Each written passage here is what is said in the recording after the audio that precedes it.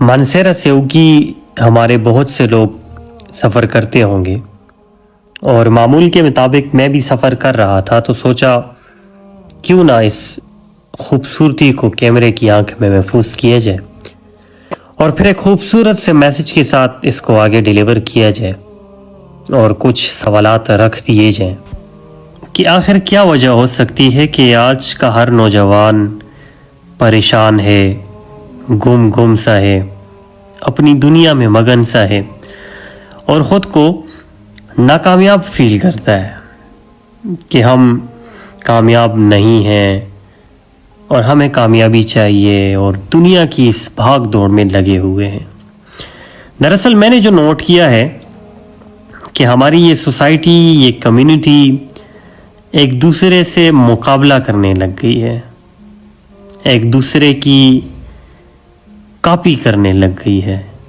ایک دوسرے سے دولت میں آگے ہونے لگ گئی ہے، لیونگ سٹائل میں ایک دوسرے سے آگے اور اچھا ہونا چاہتے ہیں، ایک دوسرے کو امپریس کرنا چاہتے ہیں اور ایک دوسرے کو اچھا دکھانے کے لیے بہت سی تکلیفیں برداشت کرتے ہیں، لیکن وہ یہ نہیں سمجھ پا رہے کہ یہ دنیا 4 دن کی دنیا ہے، اس دنیا میں ہم ہمیشہ کے لیے نہیں رہیں گے۔ ہاں، 100 سال کی پلاننگ کرنا چھوڑ دو، جو وقت پہ مل رہا ہے کھاؤ پیو انجوائے کرو۔ اور میں جو اصل کامیابی سمجھتا ہوں کہ اصل کامیابی کیا ہے، وہ صرف اتنی ہے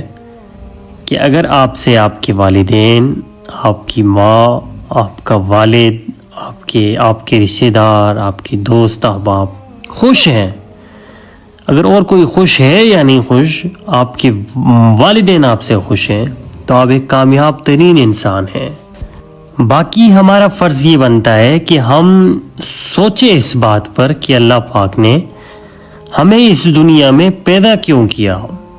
ہمارا مقصد کیا ہے، ہم کرنے کیا آئے ہیں۔ صرف اتنا ہی کہ کھائیں پئیں سوئیں اور بس ختم،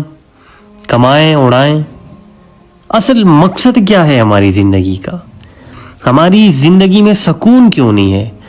کون سی ایسی ذمہ داری ہے جو اللہ پاک نے ہمارے حوالے کر دی ہے لیکن ہم بھول چکے ہیں ان ساری چیزوں کی طرف؟ پیارے دوستو، بھائیوں، ہم نے توجہ دینی ہوگی، اور جب ہم ان سب چیزوں کی طرف متوجہ ہوں گے تو ہم لوگ کامیاب بھی ہوں گے، ہم لوگ دنیا پہ حکومت کرنے والے بھی ہوں گے، ہمارے حالات بھی اچھے ہوں گے، ہم لوگ خوش بھی ہوں گے اور ہماری دنیا و آخرت اچھی ہوگی۔ اور اگر ہم دنیا کی ان رنگینیوں میں غافل رہے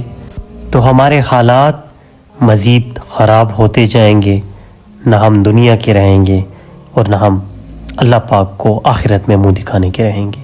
امید کروں گا یہ ویڈیو آپ لوگوں کو اچھی لگی ہوگی۔ اللہ حافظ۔